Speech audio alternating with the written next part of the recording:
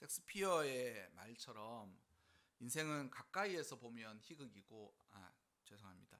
섹스피어의 말처럼 인생은 가까이에서 보면 비극이고 멀리서 보면 희극이라는 말이 있습니다. 우리가 인생에 이런 말과 더불어서 인생을 거꾸로 돌려놓으면 인생은 쉽지만 인생을 순방향으로 놓고 살아가면 인생은 풀기 어렵다라는 말도 있죠. 우리가 지난주에 야고보서 볼 때 욥의 삶과 욥의 인내를 칭찬하지 않습니까?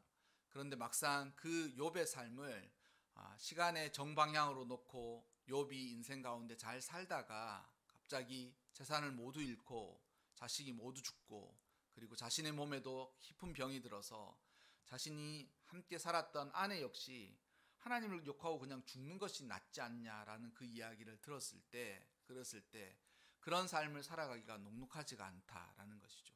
그렇지 않겠습니까?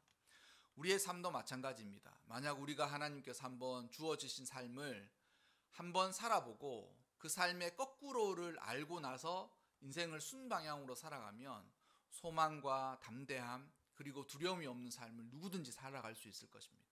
왜냐하면 살아본 바에 의하면 인생이 결국 이 모든 것이 다 하나님께서 허락하신 선물이고 하나님의 놀라운 뜻이 있었고 또한 그 놀라운 뜻들이 이루어지는 곳곳에 숨겨진 하나님의 어떤 섭리, 하나님의 어떤 약속, 계획들을 다 알고 가면 두려워할 필요가 없죠. 죽지 않는다. 하나님께서 반드시 나를 일으켜 세우신다.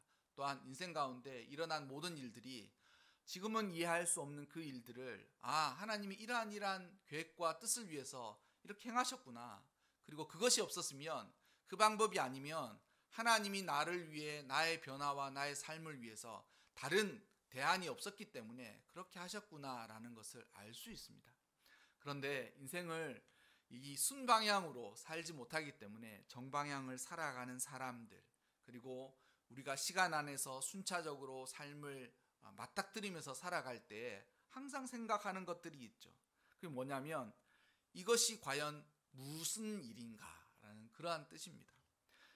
우리가 오늘 읽었던 본문 바로 위에 보면 어떤 말씀이 있냐면 욥이 다 이야기를 하는데 뭐라 그러냐면 나는 하나님을 만날 수 없다. 내가 앞에 가도 내 삶을 내 앞에서도 하나님이 계시지 않고 그리고 내가 왼쪽에 나의 삶 내가 돌아보아도 하나님이 계시지 않고 오른쪽에 보아도 나의 삶에 역사하시는 하나님을 배울 수가 없다. 나는 하나님을 만날 수 없다는 거. 하나님. 여러분 고통 가운데 있는 모든 사람들의 마음이 이와 같은 거예요. 도대체 하나님이 어디 계십니까? 존 스토트라는 기독교 저술가가 쓴 그리스도의 십자가라는 그 책에 보면 모든 사람의 고통 가운데 사람들이 믿음에 있는 사람들이 부르짖는 한 가지의 모토가 있는데 그게 뭐냐면 고통 중에서 너무 고통스럽습니다 하나님이 아니라 하나님은 어디 계십니까? 라는 거예요. 하나님은 어디 계십니까? 우리가 삶이 우리의 뜻대로 우리의 계획대로 우리가 원하는 삶대로 살아가지 못하는 그때에 우리 역시 갖는 마음들이 다 그런 거죠. 하나님은 어디 계십니까? 나는 하나님을 만나고 싶습니다. 하나님 내 삶의 이 모든 일들과 이러한 것들을 나는 이해할 수가 없습니다. 그런데 여러분 하나님께서 우리의 삶에 그러한 일들을 때때로 만나게 하시는 그때에도 하나님은 자신의 뜻을 이루어 가시는 거예요. 그래서 욥의 인내를 이야기할 때 사람들이 의견이 분분합니다. 어떤 사람은 욥은 끝까지 인내했다. 욥기 이제 39장 이후를 보면 욥은 인내했어요. 왜냐하면 욥은 하나님을 그래도 배교하지 않고 하나님이 말씀하시는 그곳 하나님을 만나는 그것까지 그래도 하나님을 참고 기다렸다라는 의미에서 욥은 인내했습니다.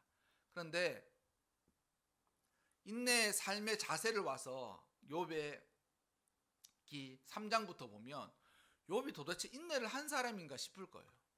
친구들이 와서 야, 너 잘못한 거 있으면 회개를 좀 해봐라. 네 삶이 왜 그런지 지금 이해할 수 없지 않냐. 근데 삶에 이해할 수 없는 건 없어.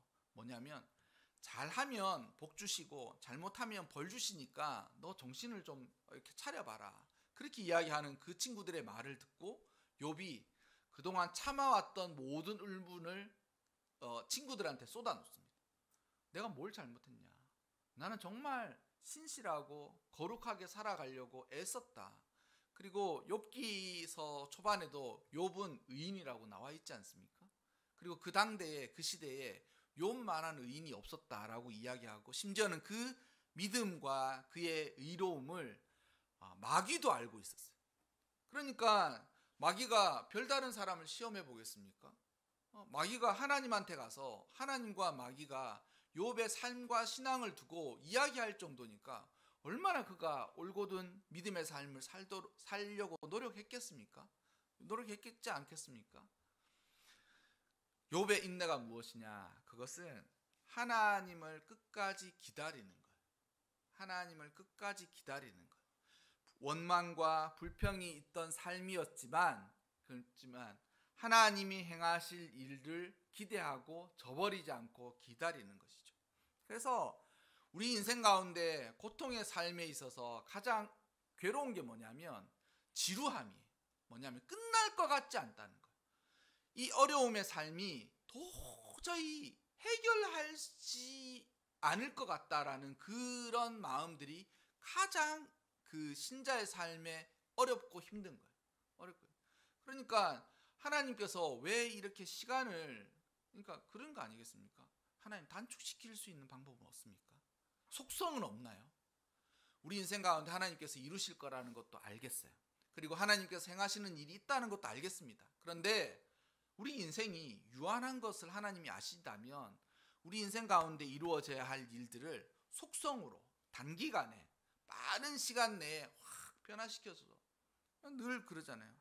바울은 인생 막 살다가 다메섹 동산에서 주님 딱 만나고 완전 변화됐지 않습니까? 그럼 우리 인생 가운데서도 하나님 뜻한 바가 이루어서 있으셔서 우리를 이루어 가시려고 하면 정말 단기간의 속성으로 하나님 탁 나타나서 내 하나님인데 내 너 이렇게 할 거다. 너 앞으로 이렇게 해라.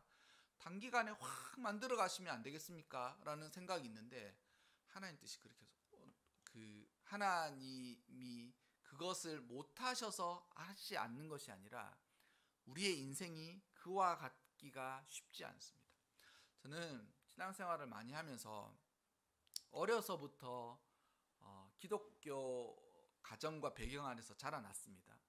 가정 안에서 배경에서 자라났어요. 그리고 그렇게 살고 또 대학교도 신학교를 갖고 이렇게 살아왔는데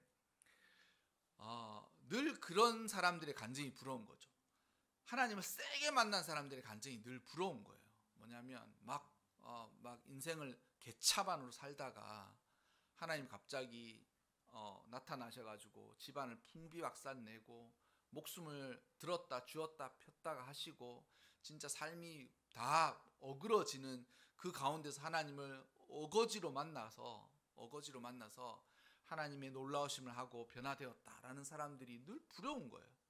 근데 신앙생활을 좀 하면서 제가 교육자 생활을 하면서 그런 분들을 종종 만났거든요. 하나님을 만났다는 사람들을 종종 만났어요.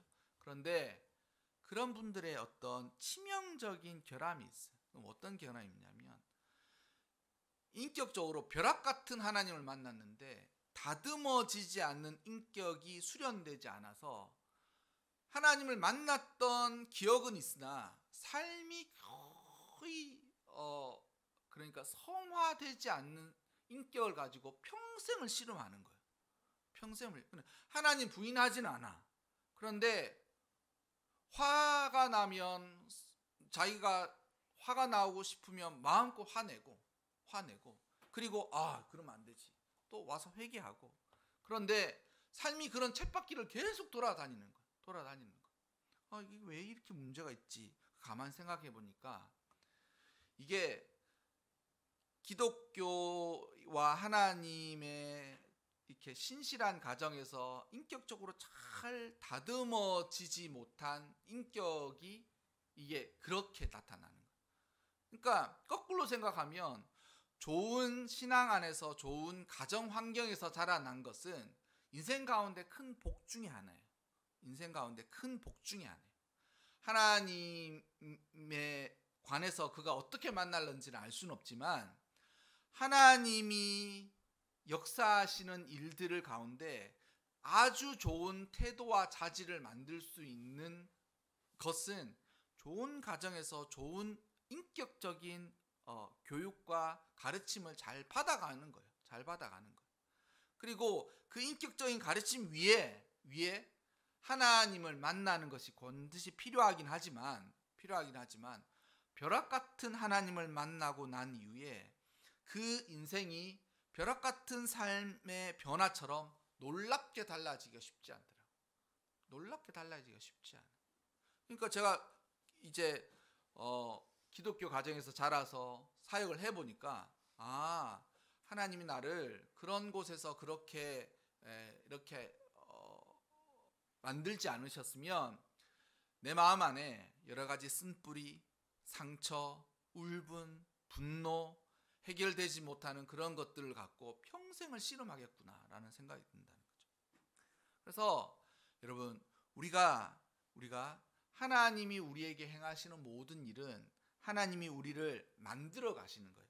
우리가 읽었던 본문에도 읽어보면 하나님의 뜻은 일정하시다라고 하면서 그는 돌이키시지 않는다 그러거든요. 그래서 하나님은 신이시니 그는 시건치 아니하시고 그는 후회가 없으신다라고 성경에 나와 있어요. 뭐냐면 하나님이 우리의 인생을 다 아세요. 우리가 인생을 어떻게 살아갈지를 다 아세요. 그리고 그 어떻게 살아갈지를 다 아시는 하나님이 전능하신 능력으로 우리 삶에 맞추어서 우리의 삶을 인도해 주신다는 거죠. 그래서 하나님은 자신의 뜻을 변경하지 않으세요. 내가 보니까 난 너를 참 괜찮은 인생으로 봤는데 네가 보니까 되게 의지가 약하고 인내가 약해. 그리고 너의 고집이 상당히 센다는 걸 내가 뒤늦게 알았다. 그래서 내 계획을 바꾸겠다. 그렇게 하지 않으세요. 그렇게 하지 않으세요. 하나님이 그 우리의 삶을 너무나도 잘 아시기 때문에 뜻을 정하셔서 우리의 삶을 이끌어 가도록 그가 계획하고 하신다는 거죠. 그리고 그가 하고자 하시는 일은 반드시 이루세요. 반드시 이루죠. 그래서 신자가 인생을 살아갈 때 중요한 것은 뭐냐면 나의 꿈과 희망이 중요하지 않습니다. 물론 자라나는 여러분들은 이제 인생을 살면서 나의 꿈과 희망을 찾아서 살아가야 돼요. 그래서 부모의 역할이 뭐냐면 자녀에게 그 꿈과 희망을 무엇인지를 찾을 수 있는 기회를 주는 거예요. 기회만 주는 거예요. 그러니까 부모는 자녀들이 그 기회를 찾을 수 있도록 해. 근데 또 어떻게 하자 이렇게 안 하고 야 이거 해 저거 해 이렇게 하면 또 그 하나님의 뜻을 부모가 이렇게 월권하는 거예요. 침해하는 거예요. 어쨌든 자라는 아이들은 내가 하나님의 뜻이 나의 삶 가운데 무엇인지를 발견하는 것이 필요해요. 그래서 이것저것 해봐야 돼요. 그래서 이것 해보고 저것 해보고 경험하고 그걸 해야 된다는 거죠. 그런데 그것이 하나님의 뜻보다 앞서가면 안 돼. 나는 인생을 이렇게 살고 싶어. 나는 인생이 이것이야. 나는 이렇게 해야지 라고 하면서 하나님의 뜻을 생각하지 않고 그렇게 인생의 선후를 바꿔서 살면 안 된다는 거예요. 그래서 인생 가운데 가장 중요한 것은 하나님이 나의 삶 가운데서 이루고자 하시는 그것이 무엇인지를 발견하는 거예요. 근데 그게 쉬운가? 쉽지 않다는 거예요. 그래서 욥이 인생의 마지막 부에 하나님이 탁 나타나셔서 욥의 그 모든 원망과 불평, 그의 의문, 그의 삶의 어떤 의미들을 이야기하실 때 하나님이 그렇게 이야기하십니다. 세상을 한번 보라고. 어떻게 모든 행성과 항성들이 공중에 둥 떠 있는지 너는 아느냐?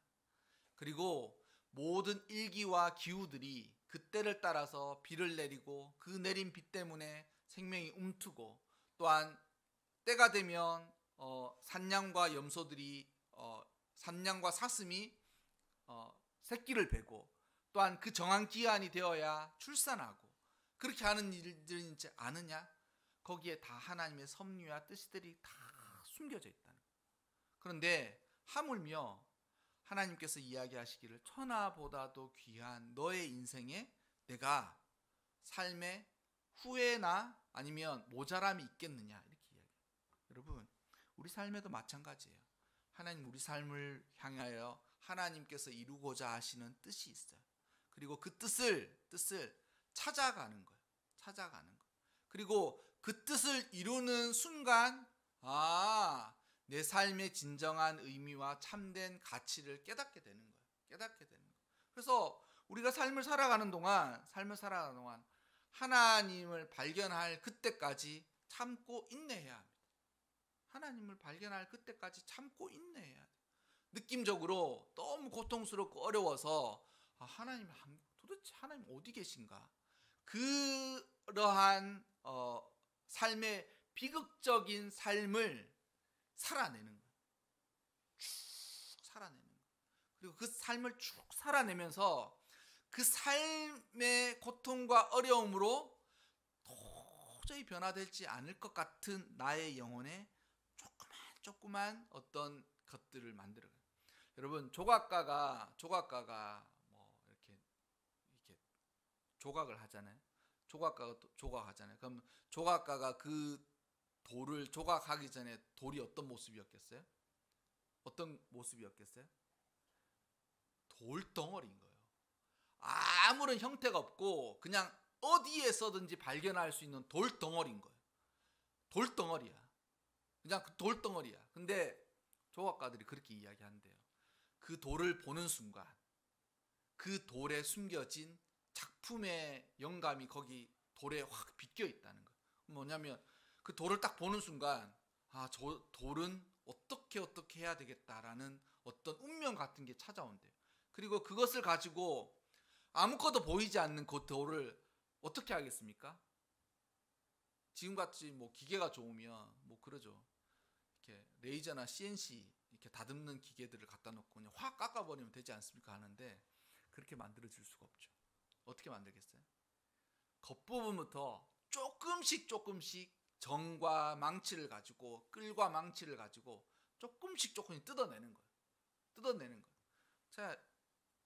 제가 음악과 미술을 정말 잘 못했거든요. 음악과 미술이 늘 뭐가 잘 안 됐어요. 그래서 제가 예전에 그랬잖아요. 베토벤과 모차르트가 나를 괴롭히려고 음악을 만들어가지고 내 인생의 발목을 잡는다, 그렇게 어릴 때 생각했었어요. 근데 이게 예술이 그렇게 되느냐? 절대 그렇게 안 되죠. 어떻게 하겠습니까? 조금씩 깎아내는 거예요. 조금씩 깎아내는 거예요. 그래가지고 제가 왜 그런 것들 잘 못했냐면 너무 오래 기다리고 너무 오래 걸리는 거예요.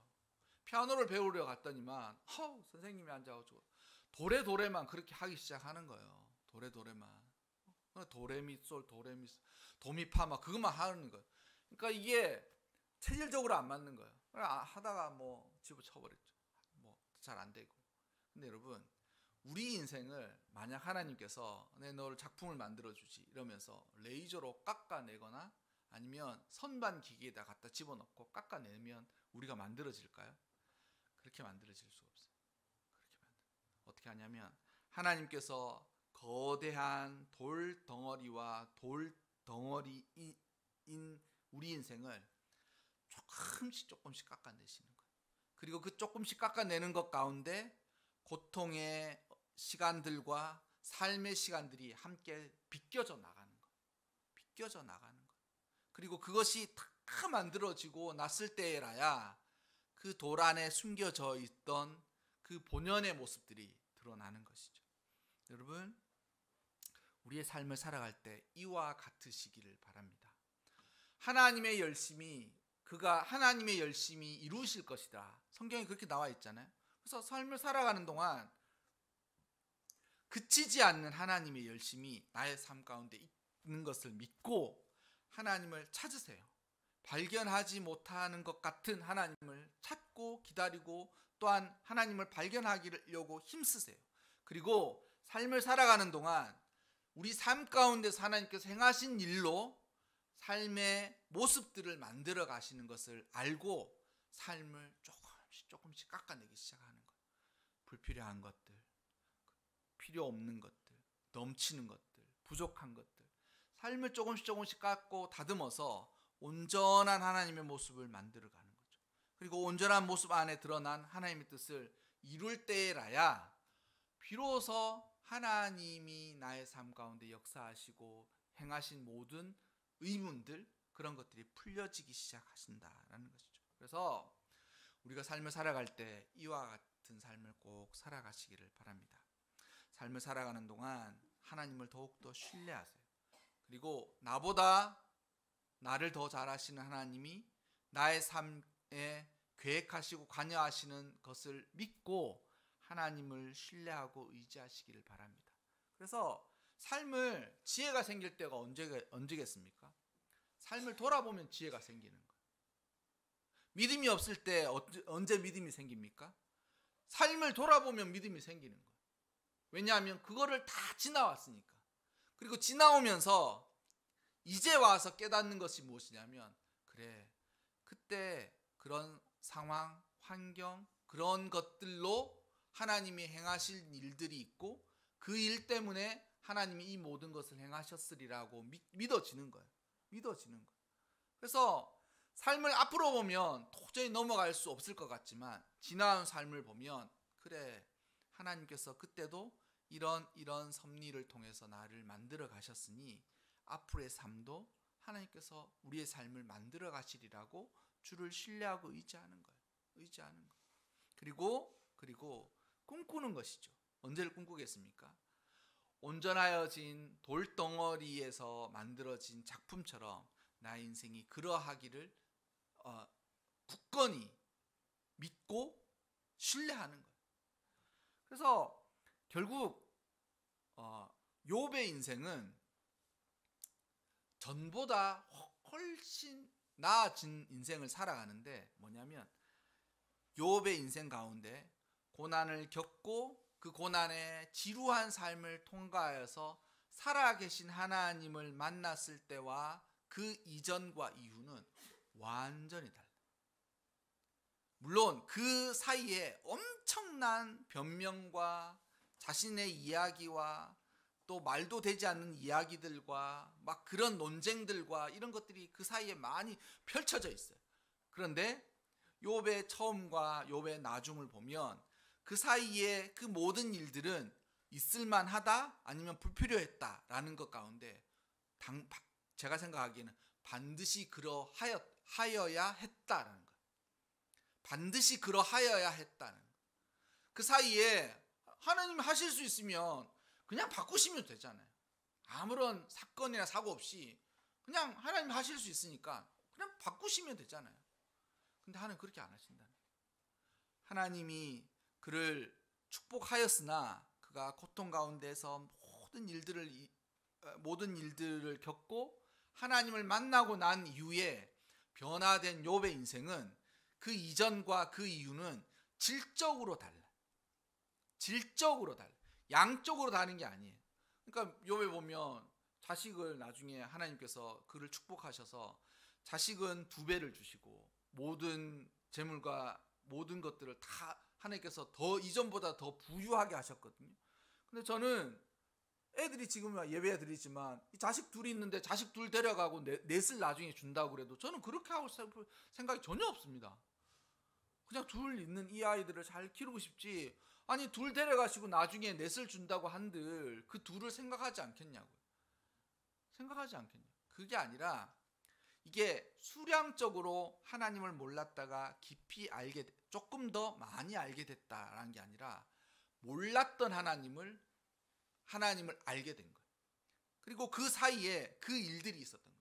그리고 그 일들이 없었으면 이렇게 초월하시는 모든 인생과 모든 세상의 일들 가운데 초월하시는 하나님을 만날 수 있다 없다?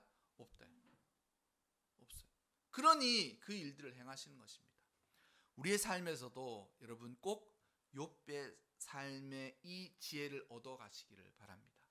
너무 지루한 것 같고 도저히 안 될 것 같고 하나님이 과연 어디 계시고 하나님 뜻이 무엇인지를 알 수 없을 것 같은 그때에 욥이 끝까지 하나님께서 이루실 일들을 기억하고 하나님을 만나기를 인내한 그 삶을 본받으시기 바랍니다. 그리고 그 삶을 본받아 하나님이 역사하시고 나타나실 때까지 기다려요. 그리고 그 시간이 지루하고 어렵고 고통스러울 수 있습니다. 그러나 그 일들을 다 이루고 난 이후에 살아계신 하나님을 꼭 만나시기를 바랍니다. 삶 가운데서 역사하시고 나의 삶을 보고 나의 삶을 알고 계신 하나님을 만나셔서 그곳에서 하나님의 놀라운 일들을 경험하시기를 바랍니다. 그래서 욥처럼 인내하는 것이 되냐, 욥이 인내했냐 그런 이야기들을 할 수 있겠지만 그래도 인내해야 돼. 뭐냐면 기다리는 거. 그곳까지 기다리는 거. 우리 삶 가운데 여러분 하나님이 행하실 일들이 꼭 일어나기를 바랍니다. 우리 모두도 하나님 보시기에 한 돌덩어리에 감추어진 작품처럼 삶을 조금씩 깎아내려 가실 거예요. 그리고 조금씩 깎아내어서 우리의 모습들을 분명하고 선명하게 만들어 가신다는 거죠.